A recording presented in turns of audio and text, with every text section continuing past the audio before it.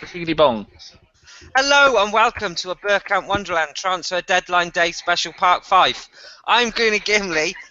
Today my guests are Danny, Hyro, Oh. Chris, Jimmy, Stefan, Syram, Drew and Neil. So a big hello to you all. Right then, I think we'll start by kicking off with the news that Jack Wilshere is officially a Bournemouth player for the rest of the season. Chris, what do you make of that? I don't like it, mate, to be honest with you. Not because he's gone. I get the people that say he needs football. I get the fact that he wants to play. I get all that stuff. I just don't get Arsenal. I don't understand why getting rid of arguably one of your most talented midfielders is a good decision at this stage. I just don't. Something doesn't sit right with me. I just don't really feel comfortable with it, knowing that, you know as well as I do, Gim, by November we'll have a midfield full of banjaxed players.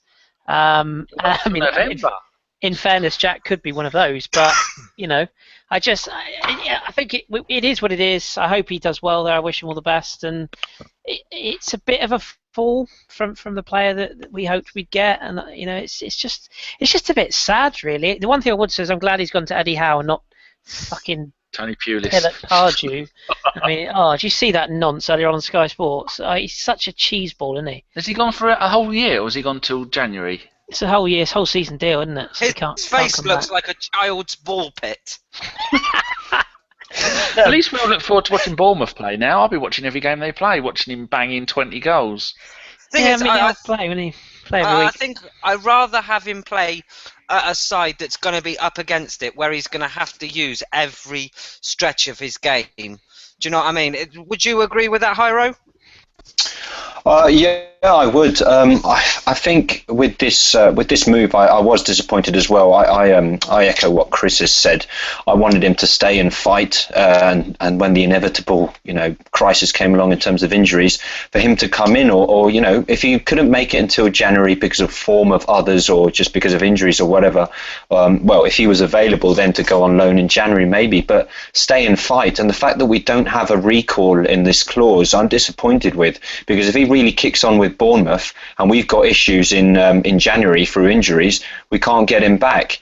I live on what he did in that Barcelona game, where he really held his own the world has ever seen.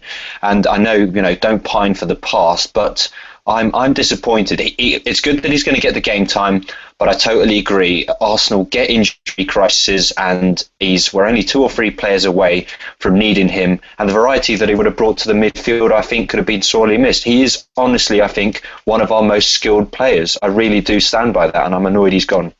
Let's get a little bit more reaction from the other people on the panel, and Stefan, will go to you next. What did you make of the overall deal? I mean, I can kind of understand why he's gone there.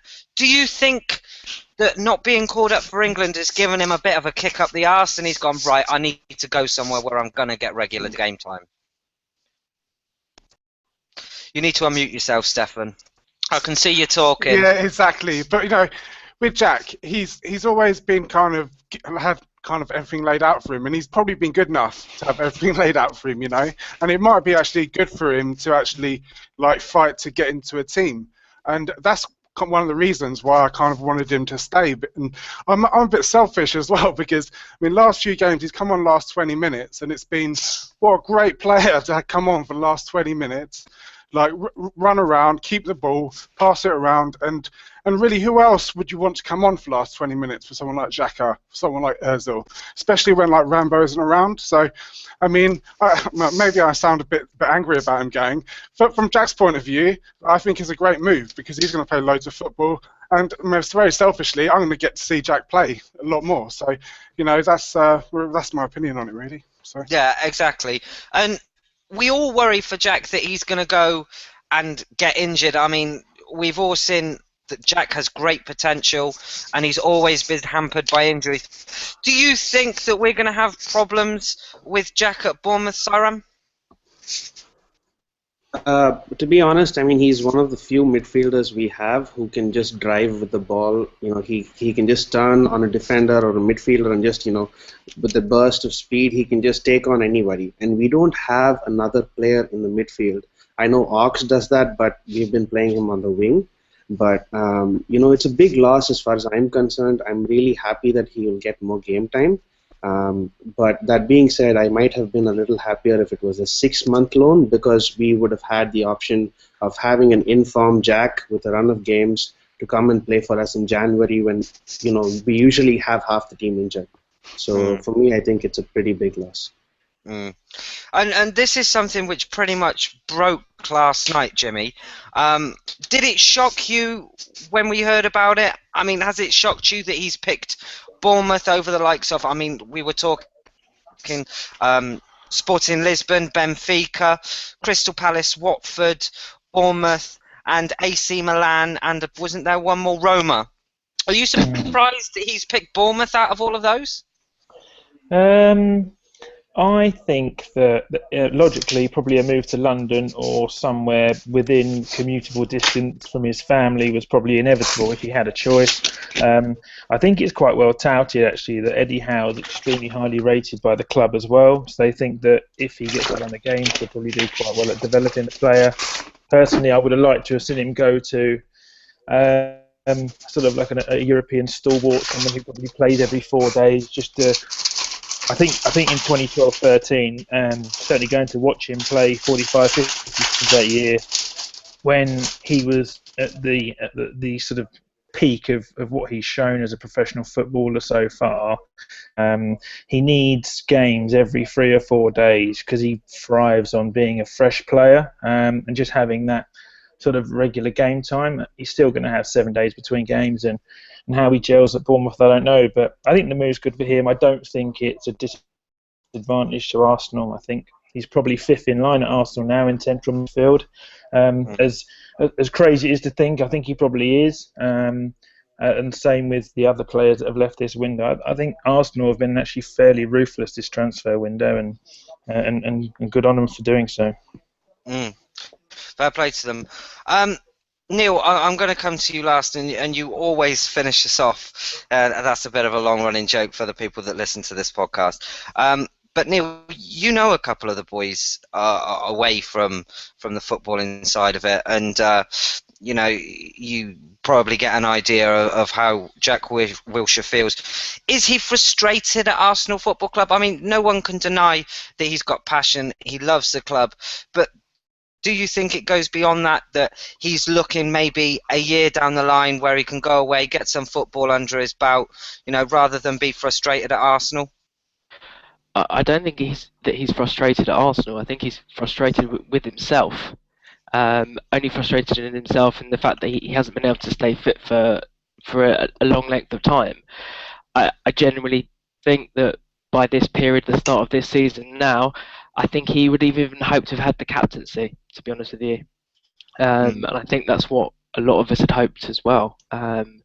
He is, essentially one of our own, and we all want to see one of the English boys do well. And, his attitude is second to none, and we all know how much he loves the club. He's shown that on the pitch, off the pitch, celebrating, fighting with anybody when needed to, off the pitch as well. But he is frustrated, but he will come back. He will come back stronger. And I get all the arguments about how we could do with him, but we haven't done. We've done without him for the last 18 months.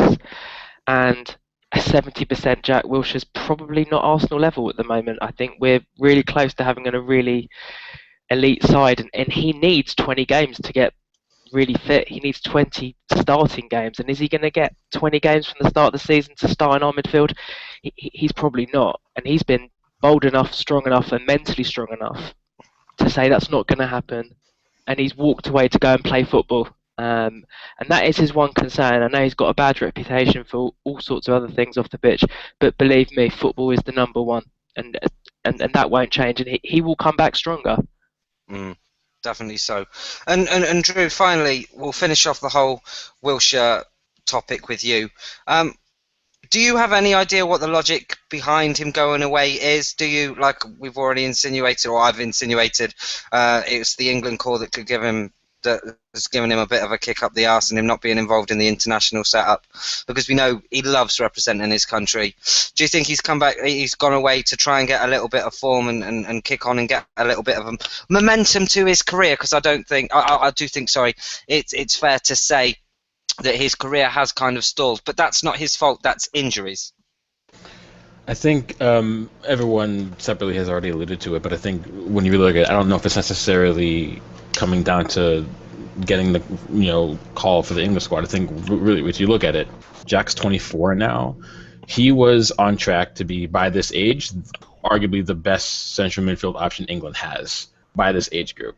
And now he's not even getting called to the national team. He can't stay fit. He's completed 1 full season for the club since he's been here. For him, I think this is just, first and foremost, if you put England aside, I think this has to be a move where he has to go. He has to play football. He has to start every week. And at Bournemouth, because they don't have Europe to worry about, he gets to play every weekend, and then he gets 6 days off. If you go to a club like Roma, who are in Europe, they have Serie A as well. He might not. He won't get as many games because competition for places at Roma, the likes of Kevin Strootman, are there. So he might not play as frequently. Plus, the schedule's a little bit more rigorous. So if he goes to a club where he gets that 1 match, 6 days rest, 1 match again, that's a better progression to build him up, fitness, confidence, get him back to the level he used to be at, and then he can come back in next summer and reassess and see where he's at that point. I think base value, that's what you want. Don't worry about England right now. Just get back to playing regular football and then take it 1 step at a time. Definitely. I mean, I think I can speak for all of us here when I say that we'll be sad to see Jack playing for a different club. But I think in the long run, if it aids his career and it turns him into the player that we've all ached for him to be, then I think it's probably a move we can all get behind. What should we talk about next? There's so much, isn't there? I could talk about Joel Campbell, Gnabry being gone. We've still got the new signings to talk about as well. And we've also got the rating our window out of 10 and a quick brief as to why. I think we're going to talk about Mustafi next. Because it's been pretty much the long-running saga over the summer. It's been the one that people have tweeted that it's off, it's on. We don't like horse meat here, by the way. I should just say that before we start. But let's have a little bit of thought on Mustafi and talk about him. Now, Chris, you're one that likes every league of football. I think you once said you watched about 40 games a week, which is absolutely nuts. What do you know of Mustafi? What's he going to bring to the team? What kind of player is he? And I will ask you the same question that I asked to Tom earlier. Is there anyone that we've had in the past that you could say Mustafi is like? Jesus, that's the question. That is a tough one because I can't think of anybody off the top of my head. I'll think about that. But what sort of a player is he? I mean, I'm watching him now, funnily enough. But he's very, very decent on the ball. He's strong.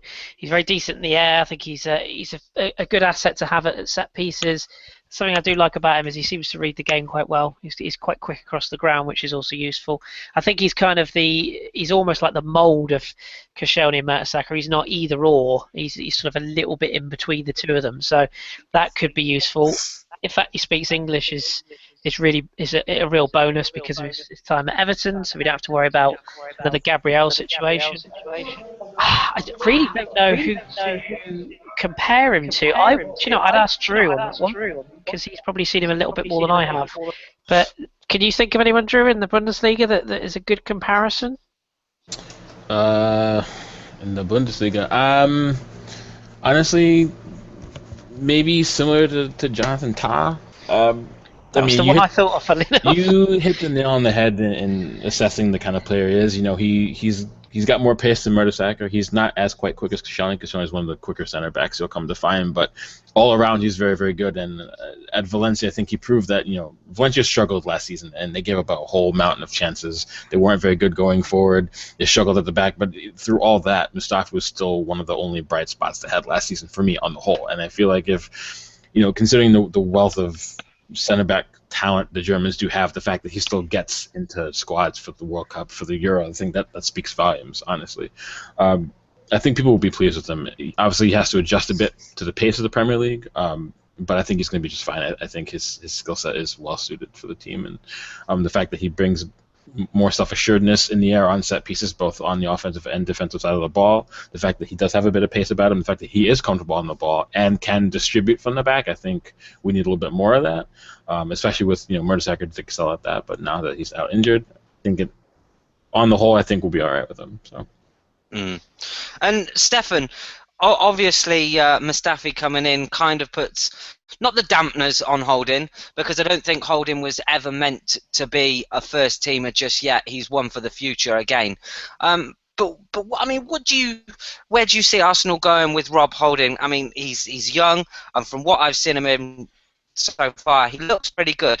However, we did have someone on the podcast earlier that said we were saying exactly the same thing about Callum Chambers until he kind of he got shown up and we could see a few of his faults.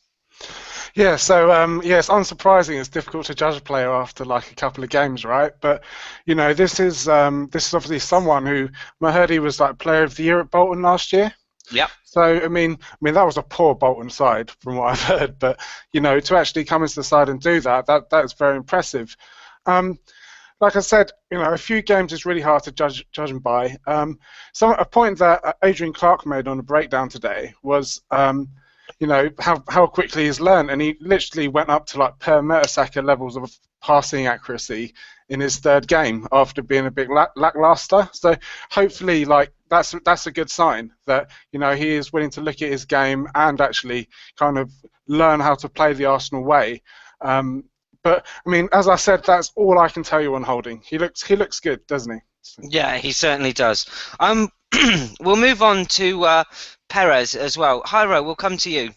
Were you excited, or are you excited of the thought of seeing Perez in an Arsenal shirt, or are you a little bit disappointed because it's like expecting something for Christmas, unwrapping it, and it being not what you wanted? Who did you ask that to? Jairo. Hold on. He didn't read, did he? No, I muted him because we could hear noises. Now I can't unmute him. He needs to unmute himself. Okay, well, we'll go to Jimmy then with that one. I muted him as well, but I think he knows how to unmute himself. I'm here. Yeah, cheers, Dan. I've seen him play a little bit. I don't want to confess to be someone that knows him inside out from various FIFA 16 attempts to sign him in the last 24 hours or any of that. But I've seen him play against Barcelona and Real Madrid when watching the Liga, and he reminds me of like a slightly more central playing Jose Reyes, with a bit of Eduardo about him. He's kind of like a hybrid of the two of them. He's very mobile, like quick. I mean, as in like definite yard of pace on Giroud.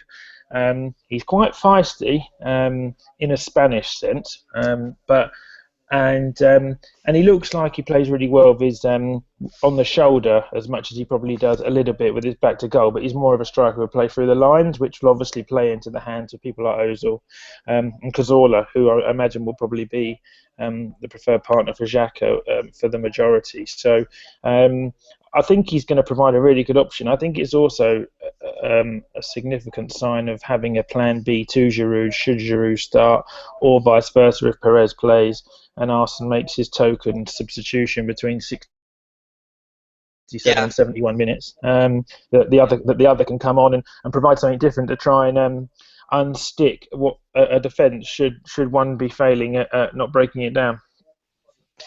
Yeah, I mean,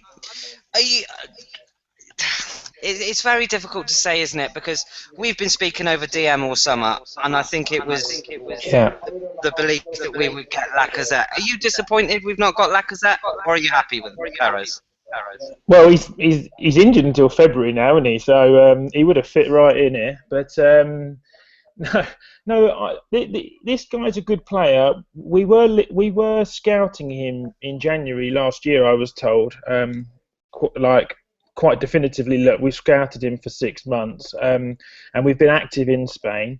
And he said himself on .com that Arsenal approached him at the start of the window. So they've clearly watched him play and and appreciate that he's someone that can certainly add something to the squad.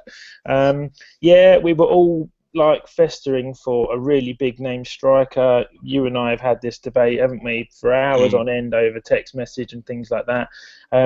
Again, I agree with you. I think Lacazette would have offered something, so would a Griezmann, so would a Lewandowski, but teams are in a position now, and Chris will probably confirm because of his knowledge of the French market, like that it's so hard to try and get something over the line, and we put two very sizable bids in for Lacazette, and Lyon just haven't budged. I read somewhere that West Ham offered them 43 million for him today, even though he's injured, and Lyon still declined. So it is what it is. I think we've made 4 really good signs. I know we'll talk about them more to come. And on Mustafi as well, I've seen him play more than I've seen Perez, and that's a really, really, really, really good signing. Mustafi, he has everything to be to give us probably the foundations of having one of the best back fives in the league.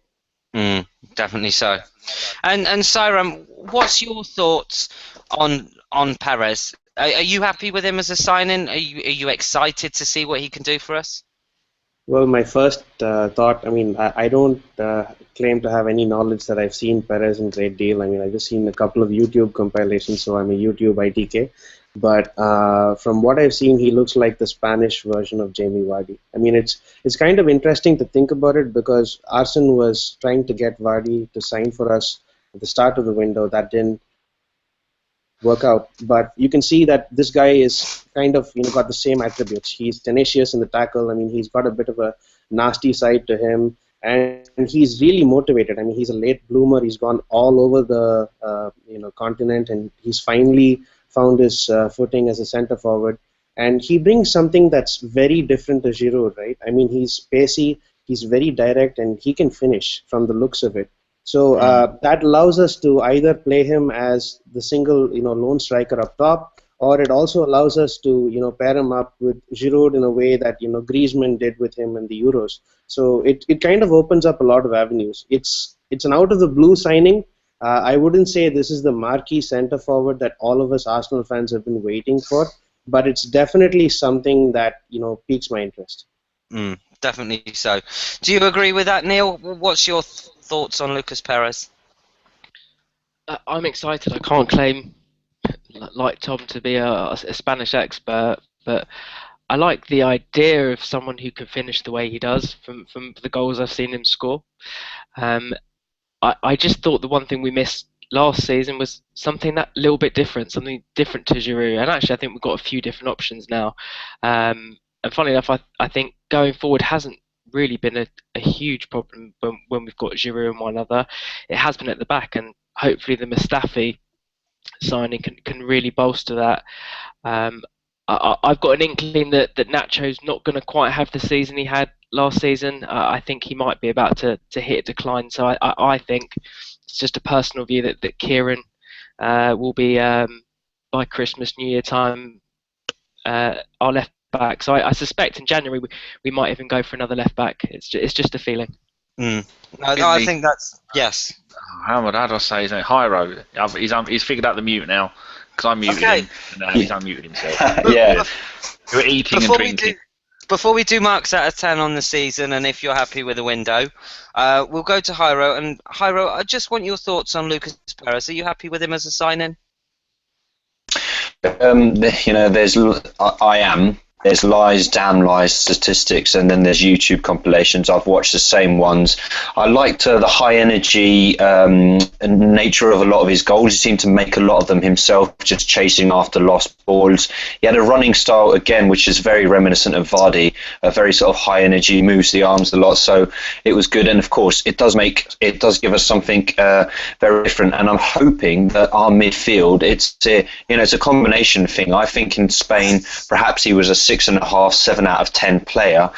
With the service that he will hopefully receive from players like us or Cazorla or whoever's playing in our midfield on the day, he can then make that step up to a 7.5, 8 out of 10 player. Something that maybe you'll come on to later, but I really think this has to be the season where our midfield steps up, because I don't think they're scoring enough goals from midfield, really.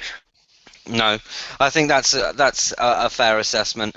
Right, we'll now go through all of you individually, and as I've done with the other guests today, I want a 7 out of 10, your 10 out of 10 rating, or 1 out of 10 rating, for how you think our transfer window has gone, and just a little bit about why you've given that rating. Danny, you gave us one this morning, so let's... I've never given you one. Oh, matron! Said an actress to a bishop. What do you want? Just, my rating out of 10? Yeah, give just fucking... It's Danny. I think I said it's about like 6 9 in the evening. Yeah. We started this at 1 o'clock. Yeah. I've started to drink. The drugs are starting to kick in. Oh, let's just kick this on, yeah. No, don't fucking be difficult, because I could do difficult this morning and now I can't. So just fucking kick this on and get it over with.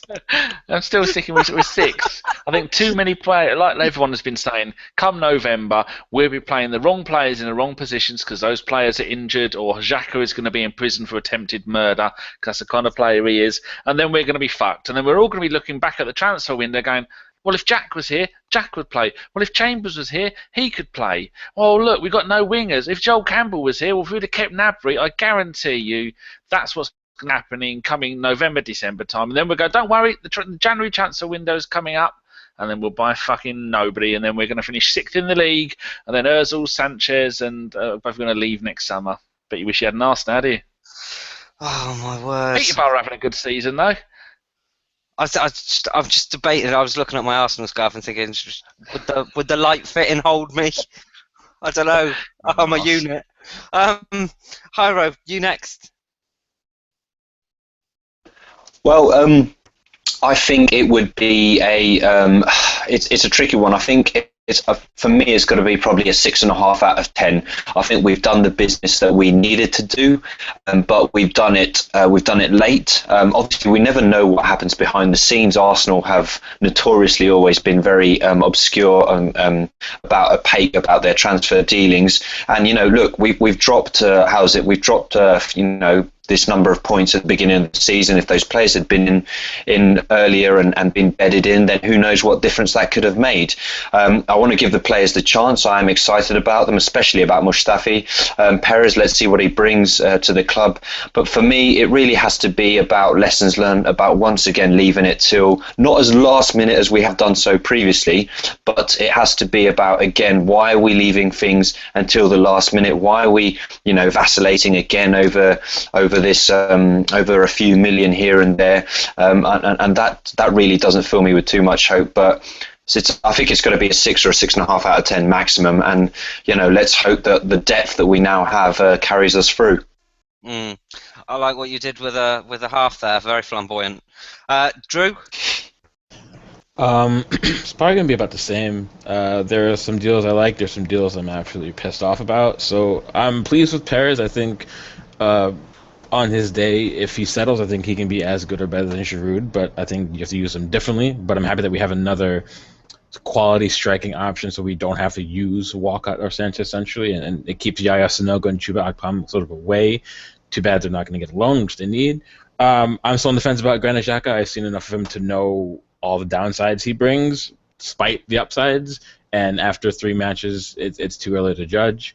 I'm all right with Holding, but honestly, with injuries, if everyone was fit, he really should be getting a loan. He shouldn't have to be, first choice off the bench center back right now because he still needs to play because he's only 20. I'm quite pleased with Mustafi. I'm pissed off that Nabry is no longer at the club. And like Yairo, I think that these are deals that, in theory, we could have gotten done a month ago. So if you hear the excuses about how we waited on Mustafi because we were having to be fit, but why didn't go get the deal done, train him, get his fitness up with our club so he's bedded, and then he's available for Liverpool? Why could you do a deal like that? Why could we go? We tried to get Vardy, it didn't come through, but it took us another month and a half to get another striker. These are things that, if these players are available for match day 1, we could be sitting on 7 points, 9 points. You never know. So for me, I think it's 6 or 6.5 like Yarrow, because again, we have to be better about doing our business early, giving ourselves a chance to have that strong start that you need to win the league. Most teams, when they win the league, they start strong on the right foot. They get better as the season progresses instead of playing catch up the whole way. So those are my 2 hiccups. But it's decent, but I still think we can be doing better in certain areas. No, I think that's perfectly fair. Neil? I'm with Chris, the eternal optimist, and I'm going to give it a big 8. Wow. I tell you why. I think the signing of Xhaka is an unbelievable signing. I think we're only just beginning to see it now. You can see him settling in. It's exactly what we've missed. Mustafi is a centre half that we've clearly needed. Young in age, international, World Cup winner, is a real gem. The striker, none of us really know. And to be fair to Arsene, he hasn't often got it too wrong with the strikers in that department. Other departments you can question, and Rob Holding also looks an exceptional talent. I think if we'd seen clubs like Spurs and Chelsea and City all buying superstars that we feel that we've missed out on, I think we could have a real debate about it being a 5 or a 6. But Chelsea are trying to get David Luiz over the line tonight. You know, there's not lots of players available. You haven't seen world-class players moving. The ones that we've been linked with, nobody's moved. You haven't seen a Lewandowski move. You haven't seen an Aubameyang move. None of the Juventus defenders moved. So I don't think we've actually hugely missed out on many players, and I think our business is actually rather quite good. Fair enough. Sairam? I'm actually with Chris and Drew on the optimistic side. I was at a 7.5, but I'm downgrading it to a 7. Let's sort of walk through what we needed at the start of this window. We needed one player at each position of the spine of the team. So with Mustafi, we have got a young centre-back who's a World Cup winner, who's Premier League ready in the sense he's played at Everton. He's now solid, and he brings us a different alternative to the centre-backs we have. With Holding, we have a younger prospect who will really learn from Koscielny, from Mertesacker, and Mustafi, and grow into a future England international for sure. So in that area of the team, we've really... And if we go to the midfield, Xhaka is a massive, massive signing. He's going to offer us something that a lot of midfielders in the past couldn't do. I mean, the long balls he made against Watford, for example, just a taste of things to come. And the nice part of it is that with him in the side, you have him and Mesut who can rip apart teams on their day, and it's going to become a really tough challenge for other teams to cope with. So I'm very happy with that. In the striker department, yes, we didn't get our marquee signing. There was no Lacazette, Lewandowski, or Madness, or whoever that was. But that being said, we did sign a sort of a Vardy-esque player, so I'm excited to see how he turns out for the club. The reasons I dock points is we really needed a wide forward, and I was very disappointed when we couldn't or didn't go in for Mkhitaryan, because he would have made a big difference to this side. The other reasons are Gnabry going out on a permanent deal. That's something I don't understand.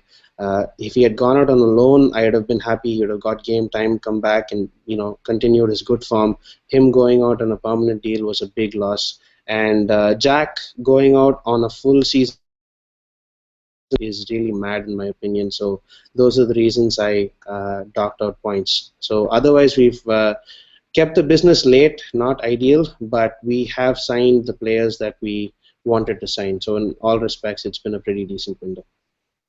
Fair enough. Are on mute, but yeah, I'll give it a 7.5. I think everyone's alluded to it. We've actually bought players in the areas that we need. Whether I'm really impressed with Xhaka, whether he can play as a DM. With Cazorla and Ozil ahead of him, is that we're going to have to wait and see. He's going to have the attitude to it, but it's good to have the option when you're playing a team like Watford at the weekend, where you can maybe have a bit of a looser DM. Mustafi in defence, 24 years old defender. We knew that Koscielny, Mertesacker were aging. That really does fill a gap, and especially between the ages of those two and the younger two, that is absolutely perfect. Up front, I'm a bit underwhelmed.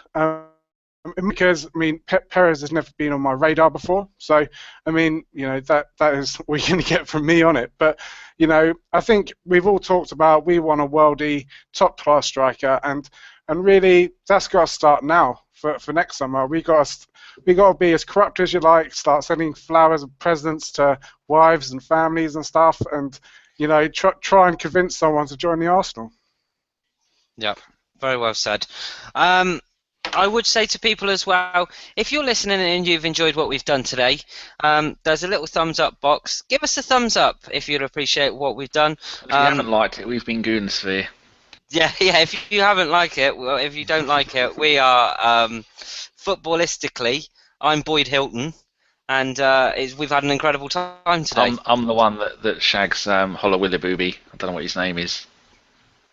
How are you going to manage that in that chair then? Hey. No, I mean, like, in my mind, there's a picture there, and to be honest with you, she ain't looking good. What? She got her toes caught in the spokes. No. Oh, cancel that then. It's all over. Hashtag pray for Holly. Oh, but no. The 100 people that are in here, give us a thumbs up. We really do appreciate you listening and giving us your time, because we don't know why you do it.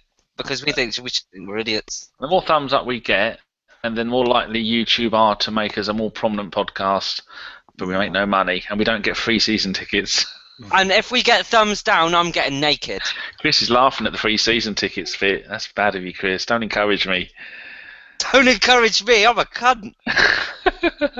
So I'm going to set up a mobile disco outside the Emirates next week, and I'm going to be selling T-shirts with my face on. What did you do with your cut of the money, Chris?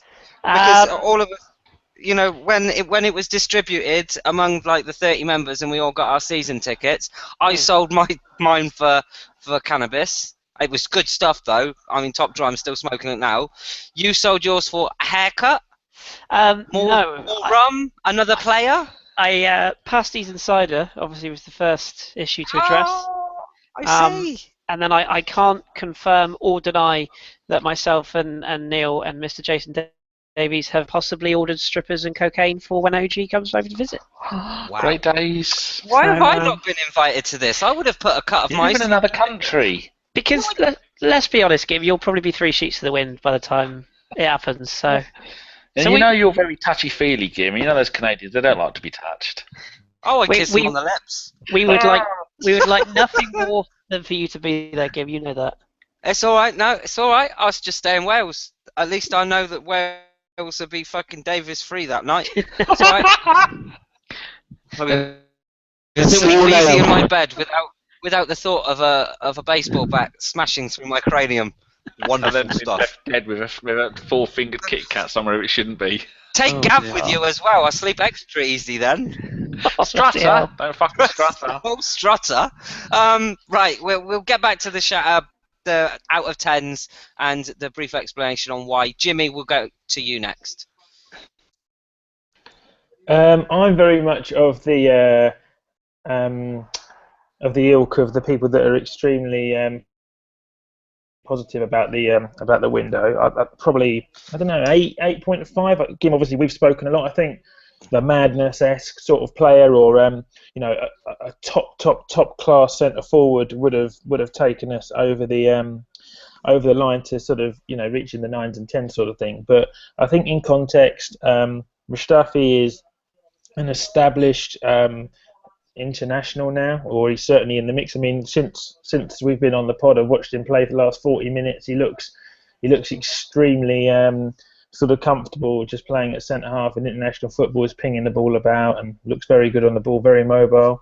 Xhaka, I think you've only got to look at the way people are talking about him. I think I said earlier, like when somebody asked me about him, he's sort of like an enforcer from the 90s, like a keen sort of Vieira build, but he has the technical abilities of like a modern day deep line playmaker. He has everything in regards to the distribution end. Rob Holding's been a blessing for us. I don't think any of us expected anything like that, and he's looked very, very solid. And Perez will definitely add something. I think only the big names in Spain contributed more goals and assists than him last year in a bang average side as well. I think Griezmann, Neymar, Suarez, Ronaldo, Bale. And Messi, of course, sort of contributed a better combined total of goals and assists. I mean, that's some record to hold above the other players in the league. A lot of people are goading us as a club because of like the players that have left today, but I think you have to give Wenger some credit for the squad that he's assembled, that he thinks that players like that can leave. Serge Gnabry one has baffled me. Like, the guy has cost us, I think someone told me earlier, £312,000 an appearance for Arsenal, because he's played 17 games in 4 years, and he's been taking 30 grand a week for it. Like, 5 million, 6 million quid, not a bad return. I think he'll pull a Fran Merida type career. Jack's gone on loan. Arsenal sees him as fifth choice centre midfielder.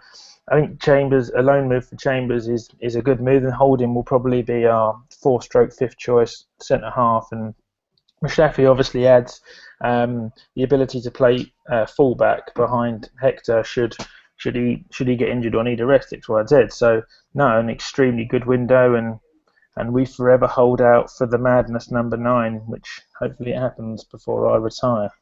Yeah, exactly. I think with this window, you've got to look at it. Just remember where we were last year. Absolutely, yeah. I completely agree, and I forgot to say that. That's a really good point. We spent 10 million last year, and we were banging our heads against walls, weren't we, about sign an outfield player. Then he only adds El Neni in January, who was a diamond in the rough, I think, and everyone would agree with that, the way he's sort of come to light in the second half of the season. And then to go and drop, whoever wants to agree, Arsenal always have undisclosed fees, but we think it's in the remit of £100 million. To go and spend that amount of money and bring in 4 players who everyone's excited about, it's a completely different it's a completely different feeling to 12 months ago, isn't it? So it is something that we should be very optimistic about. Yeah, exactly. Didn't we? Like, yes. Now that Jack's gone, do you think someone's going to have his number 10? And when do you reckon, when he comes back, do you think he'll retake the 10? Because we now have no number 9 or 10. Dan, you know these sorts of things. Has Debussy been registered as a player this year? Because I was told Mustafi's preferred number is 2. I have no idea. Chris might know, or Drew. Mustafi's taking 2, but Debussy's going to be reallocated another number by the sounds of it. Oh. I think Perez is getting a 9, Chris, isn't he? I was told yesterday. Getting a loan, did you say? A 9. No, the 9. Oh, a 9. Lucas is getting a loan. Fucking hell. They get him out, yeah. No, I think. Get out while you can, Lucas. I think Perez is getting a 9, and we have to call him Lucas, not Perez. That's the name he has on the back of his shirt. Okay, well, it's like the powerlifter situation. That bloke from Spain's getting the 9, and I've heard pretty good rumours that Yaya Sanogo will be the number 10. Welcome, Yaya. Oh, fucking behave. Fuck off, Chris. No need to swear on here. Yeah, there's no need for that. The only 9 I want Sanogo to get. I am taking the piss, yes. The only 9 I want Sanogo to get is when Wenger says to him, "Oh, am I playing this week, boss?" 9! I'm taking the piss just as much as Sanogo has done since he joined the club. But still, I was actually told as well. I was actually told as well, Chris, on Sanogo that they don't think he's making the grade in the under-23 squad either. Like, he's actually not getting game time. They prefer to play Willock and Jeff and the other young lad they've got up there. I think he's a young African boy as well. Forward, but that's him. He can't get a game in the he's something else. 23s either. No, he's not, Danny. He's not something else. He's just shit. Well, no, I mean, Nikita, he's fucking brilliant. He's got about 19 goals for the under-18s this season, and now he'll be stepping up to the under-20. They've changed it from 21 to 23. So there you go. But he's fun to watch. With his mate up front. I just can't get excited though about our youth structure. I don't think we've really had anyone come up for a while. So excuse me if I'm not. Fair play. Yeah, that is true. How much money does it cost every year? And it's pointless. The whole thing. So many players go through and they never do anything. I mean, when you have a player who says, I was at Arsenal 2 years ago and he's playing in the conference. Or like I was saying on the pod this week, that Lippmann bloke, he's playing in the 11th tier of English football, Austin Lippmann. Yeah, but we've got more players in our squad than almost any other team in the Premiership. Yeah. Look at. You mean in our senior squad or our youth squad? In our senior squad, we've just to grab well, obviously Wilshere's gone on loan, but there's Jack, there's Iwobi, there's Bellerin. There are players there, and there's players on the fringes. Yeah, there's loads of people that have actually come through the squad. Like, you've got to remember as well, they honed Terrell, Bellerin, Chesney's obviously come through the setup. Yeah, Ramsey. Some of those were stars before they even arrived. They were youth stars already. I'm on about ones like Iwobi was the first one to be at the club from about the age of 8 or 9. I'm on about that kind of level. And hence the excitement about Wilshere as well. Sorry, James. Yeah, absolutely, yeah. But, Jack's come through the club. Gibbo's been there since he was 8 or 9 years old. Like, other players have come through, and obviously he buys them in when they're 15, 16 from youth academy. He doesn't buy them they don't sign professional terms until they come to Arsenal. So I think you could probably accredit the club with some credit for bringing people like. I mean, Bellerin has become a world-class right back at Arsenal. He honed his skills at Barcelona. He's educated his football at Arsenal. I think what Danny is saying is the fact that we have to rely on signing established youth stars instead of making our own, and that's the problem. When you look at clubs like Bayern Munich, they have one of the best youth systems in Europe. They have a massive first team squad, but they still make room to train youth players up through the ranks and bring them through. Nicholas Dorst, who else am I thinking of? Joshua Kimmich, people like that. Fabian Benko. These are players who have been in the Bayern Munich system for their entire footballing career, and they still come through the ranks. They get their time because the coaches understand that they have to play a certain amount. Each certain age level, you have to get more and more football as you age, and they still make time. They rotate the squad, and they find them, and they get them, and they play them. We don't really do that.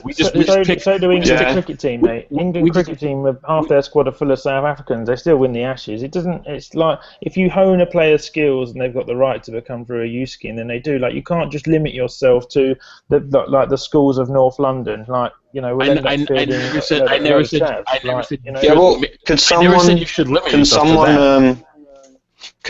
enlighten me? Isn't there still that rule going about the sort of the area, the catchment area that clubs are allowed to go for, and that's limiting us?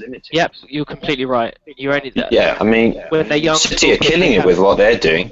Yeah, of course. Man City are like building their own Masia, and they've just like parachuted in the entire Barcelona management structure. And if you see that complex that they've built, it's just that's them putting their money where their mouth is, and you have to sort of admire that. And obviously, there's a lot of money behind it, but I don't know how we're really going to compete with structures like that in the future. We're not. Oh, yeah, exactly.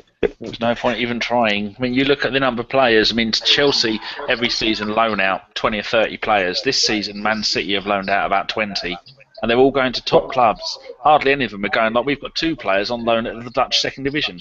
I mean, like Glenn Kamara last season, he went on loan to Southend. He played about 1 game, and then I think Stephen O'Connor, he went on loan to York City, that were bottom of the 4th tier of English football. Played 1 game and then come back.